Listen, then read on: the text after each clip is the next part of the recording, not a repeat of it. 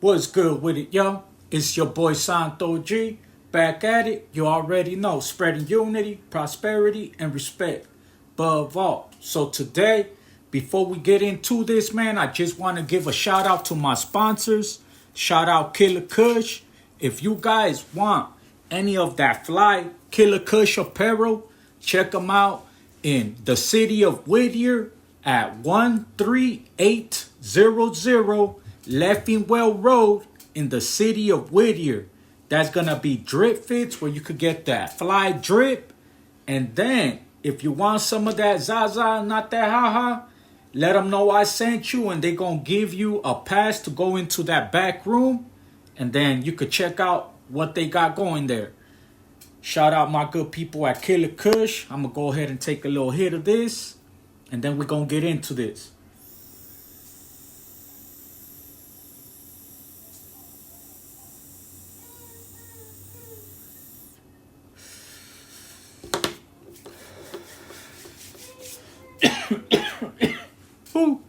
Okay, so today I wanted to touch on this pastor in Minneapolis who is living a double life. He's not only a pastor, but he's also a director for ICE. He's been going viral lately because there's been activists coming out left and right calling for his resignation because how can you be a pastor and serve the people but yet work for ICE? And I mean, he's actually employed by them to where he's a director or something. I haven't heard like the full details. That's why I'm watching this video right here. So let's watch it together and then I'm going to give you my full reaction. Let's get into it, man. From their homes under the authority of the state.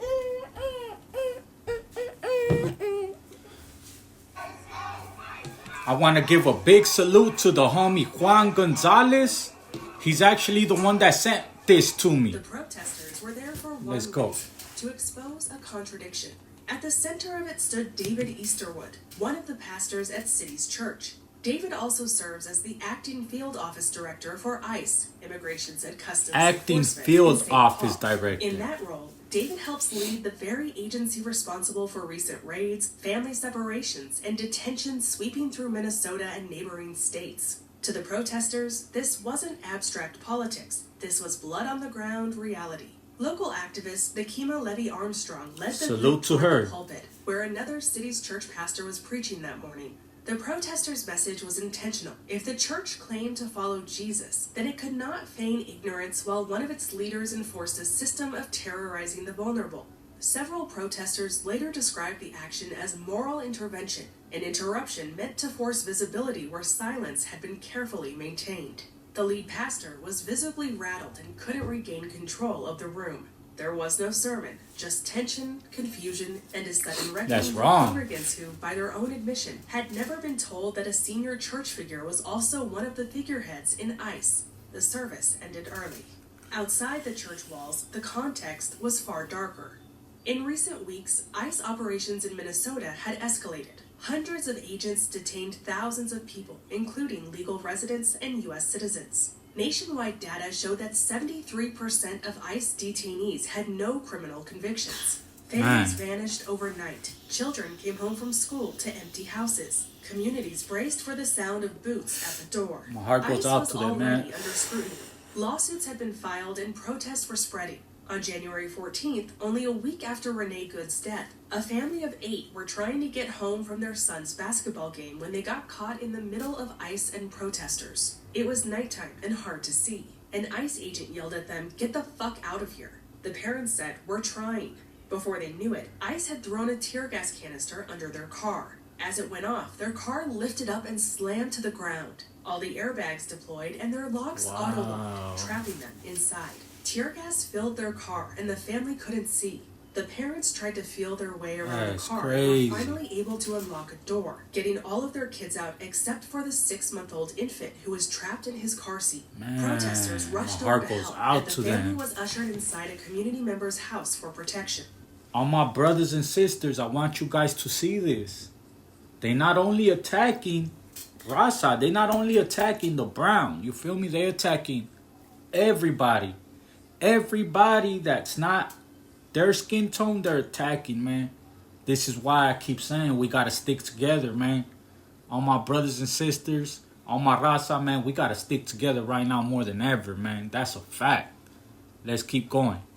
Someone finally got the baby out of his car seat, and when he was given to his mother, Destiny Jackson, his eyes were closed and he wasn't breathing.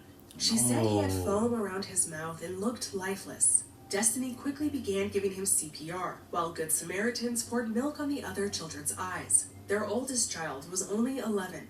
The baby wasn't responding. Destiny told her 6-month-old, "Wake up, you have to." She would later tell news outlets she knew she was going to give him every breath she had. He eventually opened his eyes and began breathing. He, along with 2 of her other children with asthma, were taken by ambulance to the hospital. Meanwhile, the man who helped oversee and orchestrate this chaos against his own fellow citizens was getting up on his high pulpit and preaching. Political extremists are vying to control the center of the country. Protests sparked by calls for justice devolve into... So, not only is he a pastor supposed to serve the people, but he's using his role as a pastor to spit the rhetoric of the agenda that ICE has. That's manipulation at a whole higher extent, man. That is crazy. Riots across the nation's cities. Cultural and countercultural forces are pulling in opposite directions. Racial tensions are thick in the air, and American life is fractured. Assuming who's making it though? Who's making these tensions? Tumult of the decade, it was perfectly fine before they started doing all the stupid stuff. And told the crowd of a dream for the country, of justice and equality before the law, and of unity before Almighty God. More than 50 years removed from that decade, one may scan the American landscape and say, "'Twas just a dream, Brother Martin, just a dream." There's plenty to make one wonder if there can ever be true unity in diversity. Now, when y'all doing stupid stuff like that, I have good news for you. It is possible. For the protesters, Pastor David wasn't just a contradiction. He was the breaking point. According to Christian doctrine, Jesus was a figure who defended the persecuted, overturned systems of exploitation by literally flipping tables in temples, and stood with those that society had cast aside. According to the book they hold sacred, Leviticus chapter 19, verse 33 let's hear a little more, then I'm gonna end it. "When a foreigner resides among you in your land, do not mistreat them. The foreigner residing among you must be treated as your native born. Love them as yourself, for you were foreigners in Egypt." Facts. But you see, David Easterwood is the white nationalist type of Christian. The kind whose hypocrisy causes people to flee the church and turn others into proud atheists. He's the kind of Christian who pretends Jesus was blue-eyed with white skin, because if he was honest, he would have to face the fact that the same people he snatches off the streets and puts in camps look a lot like the guy he pretends to worship. Facts. What do you think of it? I'm this Christian here that wants to praise the Lord with my son, and now I gotta go home. I'm sorry that you guys are so angry. I'm just chronically. I'm not with the group. What do I So that's his understand? answer. Do you understand why they're angry? I don't understand any of this because I'm a simple man. I'm a simple man who loves the Lord and is a good father. This is what we look forward to: is coming, being with our family, and praising Jesus. And that's not something that we have to run away from. So this is kind of a bad day for us. But, we're going to heaven, so that's the best news we got. Do you understand that some of these folks feel voiceless? I don't understand, because right now I'm so upset right now. I don't really have I'm thirsty, and I can't think very clearly. So what I want to do is just say we love you. My son and I love you guys, and that's. I'm a journalist. They're activists. The simplest thing we can say is that we love you guys. No, What do you mean, don't. you guys? Well, whoever's here in this house, Okay. we don't distinguish between Christian and non-Christian. We love everyone. We want everyone to come to heaven. Yeah. That's the main thing. That's We want bull crap. So there it is there, man.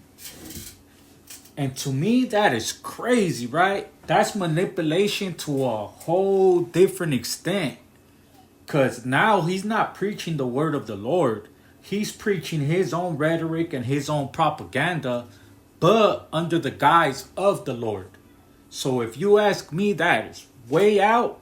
And he does need to resign. That's why I wanted to do this video, to shed more light on it. He needs to resign, man, straight up. I'm going to do more research. I'm going to keep you guys updated. But for a pastor to not only still be working in the church, still be conducting sermons, but also on top of that, you're over here have a real role in ICE. He's the on-field director or something. You feel me? He's getting paid by both. So how are you on the clock over here and then you on the clock over here? If you ask me, if they can't get him out of the church by him admitting that he's wrong, well then, hey, we need to start. How are you on both of these clocks? There's going to be a time where you're getting paid here and here. It can't be both. Need to start doing more research on that and get him that way. It's your boy Santo G, real raw and uncut. If you guys want me to react to any video or touch on anything, you can send it to my email. You can send it to my IG, my TikTok. And if it's something that I can do research on and shed light on it, best believe I will, man. I appreciate all the support from everybody. I'm going to try to stay consistent. At least one video, maybe two a day. But for sure, at least one video a day, Monday through Friday. If I'm able to throw one on Saturday and Sunday, those are bonus ones. But I'm going to try to at least do Monday through Friday, at least one video per day. So like I said, if you guys want me to touch on anything specifically, send me the video, send me the question, or just type it in the comments, and I'll touch on it on the next video. With that being said, real raw and uncut, it's your boy Santo G. Let's get it. That all click, strong, like an eternal.